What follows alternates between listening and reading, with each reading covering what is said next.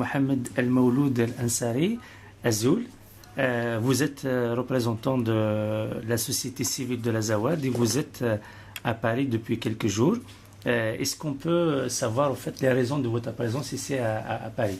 Bon, les raisons de notre présence à Paris ici, c'est par le truchement de l'ONG internationale HD, Centre humanitaire pour le développement, pour le dialogue entre les communautés. C'est à ce titre que nous avons participé à une première réunion d'abord à Dakar avec nos frères maliens qui étaient restés là-bas, ensuite à Nouakchott avec les communautés et à Paris devant le Parlement sur l'invitation de la Commission des affaires étrangères du Parlement français autour justement des problèmes de l'Azawad. D'accord, donc vous avez été invité en tant que représentant de la société civile d'Azawad. Parfaitement. Alors, quel était le contenu des discussions justement ici à l'Assemblée nationale française? Bon, à l'Assemblée nationale française, les discussions ont porté surtout sur les raisons de la malgouvernance au Mali, parce que l'ordre du jour même était quelle nouvelle gouvernance pour le Mali. Et ensuite, spécifiquement après, le cas des problèmes du Nord Mali, de l'Azawad du Mali. Donc de l'Azawad. Alors, justement, est-ce que cette réunion a fait avancer les choses, a apporté certains fruits? Bon, il y a eu quand même incompréhension de part et d'autre, parce que tout le monde est unanime qu'il n'y a plus d'État au Mali, que l'État s'est désagrégé par sa corruption, par son népotisme, par sa mauvaise gouvernance, une décentralisation non adaptée aux problèmes, pas seulement de l'Azawad, mais de toutes les régions du Mali. Parce que l'État-nation du Mali, quand on considère sa situation géographique, les 8 régions du Mali, aucune n'a justement des rapports de géographie ou des rapports sociaux humains avec l'autre. Chacune a sa psychologie à part. Et en réalité, ce dont a besoin la population de l'Azawad, les autres régions du Mali aussi en ont besoin. Et c'est pourquoi nous, notre leitmotiv, c'est-à-dire ce que nous plaidons, c'est un fédéralisme où les populations éliront non seulement leurs représentants élus, mais par élection aussi éliront leurs gouverneurs et leurs responsables. Au sein d'un fédéralisme avec un État central pour l'ensemble des régions du Mali. Donc chaque région, en ce moment, son autonomie, sa pleine autonomie interne, dans un État qui supervise l'ensemble des régions du Mali. C'est ça que moi, Abdoulaye, j'ai plaidé. Mais est-ce qu'on peut faire confiance à un État qui a quand même brillé depuis 50 ans par son racisme et sa politique anti-Touareg? Non, non. C'est pas possible. Il n'est pas question d'avoir confiance à un État qui a démissionné. Parce que depuis l'indépendance du Mali jusqu'à nos jours, un État n'a pas existé parce que l'essence de la nation n'a pas existé chez les responsables. Ce n'est pas possible, mais ici, l'optique de la réunion, c'est reformer complètement l'État, assurer des élections où un État sera élu démocratiquement et avec un président élu en ce moment, le reste de la Constitution sera remodifié. C'est ça notre objectif. Mais est-ce que vous croyez que ce qui n'a pas été possible en 50 ans pourra être possible aujourd'hui, comme ça en quelques semaines ou en quelques mois, sachant que quand même il y a un lourd passé, il y a un lourd passif entre l'État malien et l'Azawad. Ce passif est reconnu par la communauté internationale. Mais l'État malien ne le reconnaît pas. L'État malien aussi, comme les autres États, le reconnaissent, mais feignent de ne pas le reconnaître. Voilà le problème. Bon, ensuite, ce problème-là d'autonomie et d'indépendance, il est très difficile parce que, d'abord, il y a la charte de l'OIA qui parle de l'intangibilité des frontières héritées du système colonial. Nous savons qu'il est difficile que l'on soit aidé par l'Algérie qui a ses amazirs, par le Maroc qui en a les siens, par la Tunisie, par la Libye qui a les siens, par le Niger qui a les siens, par le Burkina qui a les siens. Donc c'est tout le monde contre l'Azawad. Tout le monde contre l'Amazir, le Touareg. Donc il faut que tous ces pays, justement, et chacun craint que l'exemple du Mali soit suivi. les Touaregs du Mali ont été les premiers à parler d'indépendance. Ce n'est pas les pays limitrophes qui ont partagé par une carte imaginaire, tracée sur les hauts plateaux des oasis d'Algérie, imaginaire. Ce n'est pas ceux-ci qui vont accepter la refondation de cette carte. Et surtout que la géophysique du sol saharien, du sol des Azawadiens, du sol des Amazirs en général, recèle des richesses qui peuvent à la longue développer tous ces États, l'Europe et pourquoi pas le monde entier. C'est un enjeu. Mais est-ce que c'est pour autant qu'aujourd'hui on va accepter une solution au fait bricolée pour l'Azawad? Entre deux mots, on choisit le moindre parce qu'il faut évoluer. Ouais.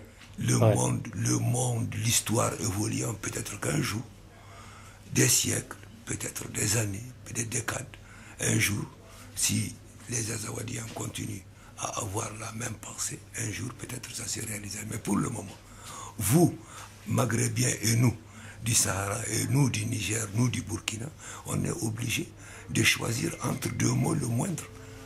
Oui, je comprends bien, je comprends. Est-ce que aussi, dans toutes ces démarches-là, dans cette agitation finalement, est-ce que ce n'est pas la France qui essaye de sortir, entre guillemets, tête haute de ce conflit dont elle a une énorme responsabilité?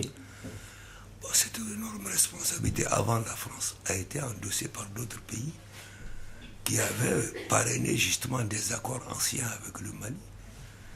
Et ces pays ont peut-être plus d'intérêt que la France dans la géophysique du sol et aussi dans la géographie humaine de tous ces territoires-là. Ouais. Pour le moment, un pays, les États, les nations ne font rien sans intérêt. Mais entre leurs intérêts, puisque nous demeurons encore jusqu'aujourd'hui les plus faibles, je reviens à mon mot, entre deux mots, on choisit le moindre. Le moindre. Mais maintenant, revenons à la situation dans l'Azawad. Il y avait une situation avant le déclenchement des hostilités par le MNLA en janvier 2012. Il y avait une situation à partir de cette date-là. Après, il y avait une situation entre la déclaration de l'indépendance et l'intervention française. Et il y avait une situation depuis l'intervention française.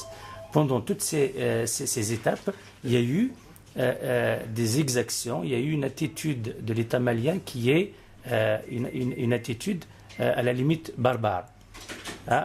Mais est-ce que vous ne pensez pas que justement, notamment l'intervention française, a donné la possibilité à l'État malien, à son armée, ses milices, vraiment d'atteindre un point incroyable dans la barbarie justement contre les populations de l'Azawad? Bien, je vais aller un peu en avant parce que vous avez cité votre question seulement à l'intervention française, mais avant l'intervention française, il faut reconnaître aussi que les Azawadiens ont péché pour la plupart par le fait de s'être alliés à des mouvements intégristes. Je veux citer Akmi, je veux citer Ansaroudine, je veux citer le Moujao, alors que la religion même des Azawadiens, c'est un islam modéré. Donc la pagaille qui a fait perdre au MNLA. Mais ces gens-là, ces groupes-là que vous venez de citer, c'est principalement, à part Ansardine, ce sont principalement des mouvements étrangers. Qui viennent principalement d'Algérie. Je recontinue dans mon idée pour arriver à la vôtre. Je m'accroche à ça. Parce qu'il faut que l'opinion aussi comprenne que les Azawadiens se sont mouillés en allant avec eux. Si, au début, quand ils ont vu que ces mouvements avaient commencé, ils s'étaient retirés pour demander une aide extérieure afin d'enlever d'abord ces mouvements. Ça serait mieux que de les avoir accompagnés un petit bout de temps. Maintenant, quand il s'agit de l'opération Serval, nous les Azawadiens, au début, on l'a salué parce qu'elle devait nous enlever les mouvements intégristes. Parce que le Saharien malien, il faut lui parler de tout sauf de l'intégrisme. Il faut lui parler de tout sauf de l'intégrisme. Bon, Ansaroudine sont bien maliens, mais en réalité c'est un prête-nom. C'est pour seulement adoucir le nom, mais en réalité c'est Acmi. En réalité c'est Acmi, téléguidé par d'autres. Nous, en tout cas, on a décrié ces alliances-là. Donc l'opération Serval, au début, nous l'avons félicitée parce qu'elle devait nous enlever ceci. Maintenant, ce qui reste à faire, c'est la gestion de la situation. Parce que l'armée malienne est en train d'occuper le terrain que lui cède la France.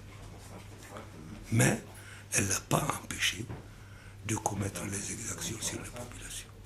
Les exactions continuent. Et c'est l'armée elle-même. C'est l'armée elle-même qui commet ces exactions. Et c'est pourquoi quand on nous parle de paix, on dit que non, il faut qu'il y ait la sécurité d'abord. Bon, ensuite, nous nous engageons. Il faut que tous les fauteurs soient jugés, mais devant des tribunaux, réellement tribunaux. Qu'ils soient jugés, et même y compris les nôtres, nous sommes d'accord. Que ce soit ACMI, que ce soit Ansarudine, que ce soit Moujaou, que ce soit l'armée malienne, que ce soit les MNLA, nous sommes d'accord que les fauteurs soient jugés. Parce que nous savons que ces fauteurs-là seront du biscuit.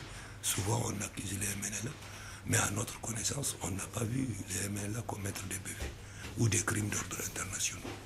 C'est très difficile à comprendre.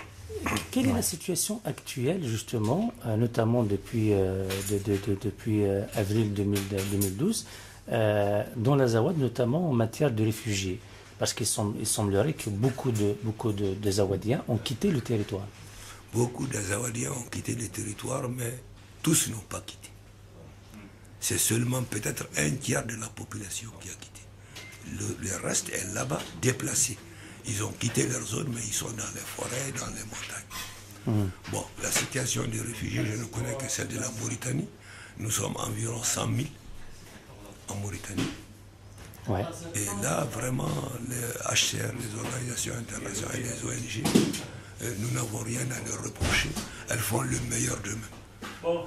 Le meilleur d'eux-mêmes pour trouver de la nourriture aux gens, pour leur trouver de l'eau, pour leur trouver les médicaments. Les postes sanitaires sont ouverts, les écoles sont ouvertes.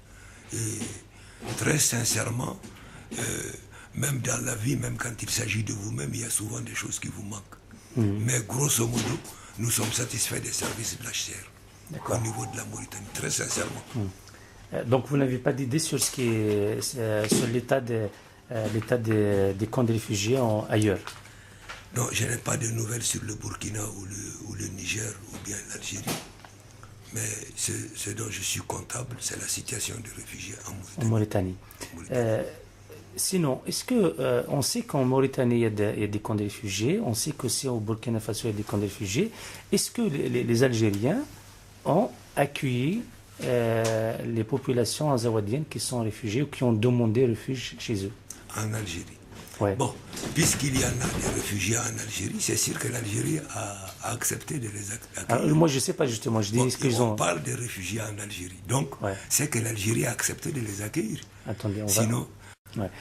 Parce qu'on a eu des informations selon lesquelles, au départ, notamment quand il y avait la guerre entre le MNLA et le Mali, l'État algérien a refusé l'accès à son territoire pour des Azawadiens, aussi bien civils que les militaires de MNLA. Est-ce vrai? Bon, moi je n'ai pas vu des populations qui ont quitté l'Algérie pour venir se réfugier en Mauritanie. Je n'ai pas vu non plus des soldats, des combattants du MNLA qui, par manque de traitement ou par manque de médicaments, sont venus se réfugier en Mauritanie. Ni du Burkina, ni du Niger, c'est que partout ailleurs, j'espère que c'est comme la Mauritanie. D'accord.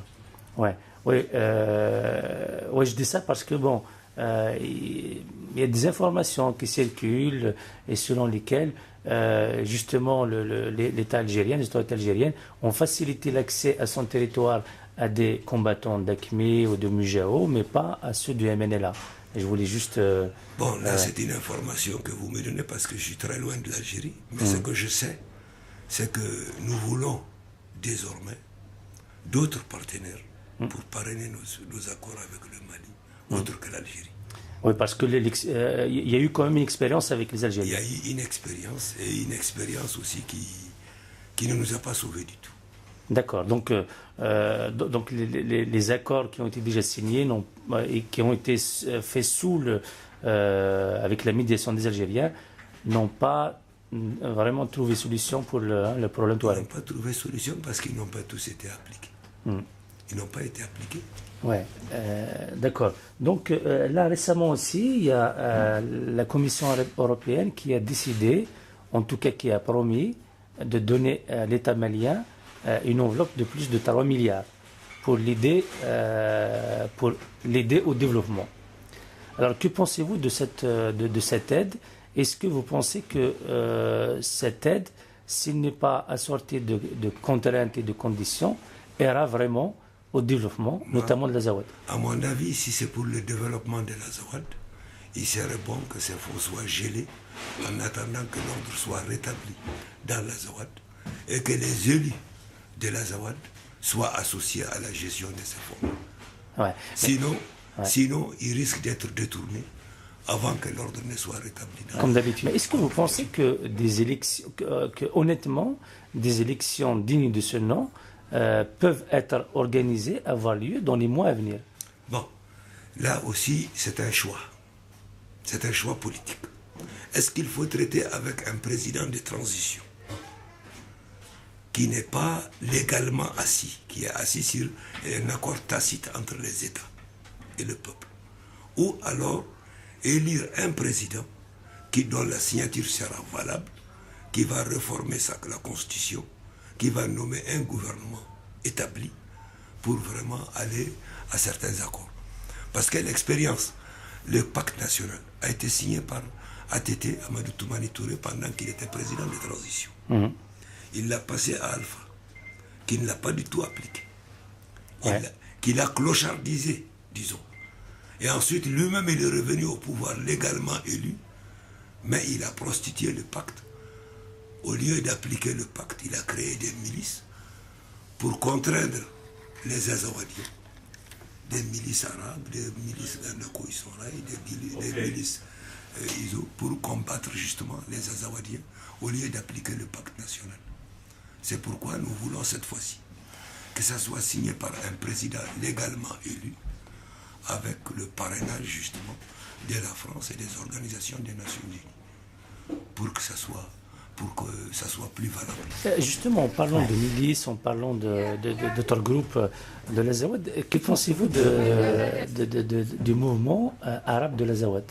Le mouvement arabe de l'Azawad, bon, ce sont des Azawadiens, ils feraient mieux, eux et les Ménélas, de créer un mouvement commun, parce que sinon, c'est des efforts dispersés, des efforts perdus, des gens qui, souvent, certains peuvent être enclins à se transformer en milice de l'État malien. Et c'est ça, justement, le plus grand mal. Ouais. Aujourd'hui, j'ai lu dans la presse une dépêche de l'AFP qui dit que le chef de la tribu des Iforas, Intela Tahar, a démissionné de MNLA pour rejoindre le Haut Conseil de l'Azawad, le HCA. Bien. Il faut reconnaître qu'il y a quand même du désordre du côté de Kidal. Du désordre dans l'organisation du MNLA, du désordre dans l'ancienne rébellion, du désordre dans la nouvelle rébellion. Et c'est ce qui fait que souvent les mouvements commencent, c'est un seul, à la fin ils sont 1000 et n'aboutissent à rien du tout. C'est un désordre justement, je ne sais pas, ça provient toujours de Kidal. D'accord. Et c'est quoi ce HCA, le Haut Conseil de l'Azawad? C'est quoi? Oui, c'est quoi? Bon, à ma connaissance, jusqu'à présent, ces textes ne nous sont pas parvenus, nous, de la région de Tombouctou. D'accord. Nous avons organisé une société civile dont nous avons envoyé les textes à Gao et à Kidal. D'accord. Les semaines dernières, ils ne nous ont pas encore répondu. Parce que justement, on a vu en ce Haut Conseil, en ces organisations, des efforts dispersés. On a vu du désordre. Est-ce que vous avez une demande, un vœu à émettre auprès des Imazirans d'autres régions d'Afrique du Nord, au Kabyle, au Touareg, d'autres régions? Je veux que tous les Imazirans, de quelque pays qu'ils soient, œuvrent d'abord à être un. D'abord. Qu'ils soient d'abord un. Là, ça, c'est mon vœu le plus cher. Le reste, maintenant, ça s'organisera quand ils seront un. Parce que Arabes ou Amazirs, ce sont tous des Berbères, ce sont tous des Amazirs, c'est des prête-noms. Effectivement. Nous sommes tous les mêmes. Ouais. Donc vous pensez qu'un jour, le pays amazigh, hein, Tmajra, pourra être concrétisé. Il y a une condition, celle de leur unité d'abord. C'est ça le difficile. Donc je ne pourrais pas avoir d'autres vœux d'abord que leur unité. Ok. Parce que sans leur unité, il est vain de faire des projections sur l'avenir. Alors, maintenant, pour finir, est-ce que vous pouvez nous dire quelque chose, quelques mots d'Art Majq? Bon, quand Majq استنى غرات الزر أدي داول إما سنيا نارت المنكن أهرن النيت دي هن غاس النيت وأهرن أقامن المنكن فلس دي هنا فلس سنديكنت تنمت انك تنمت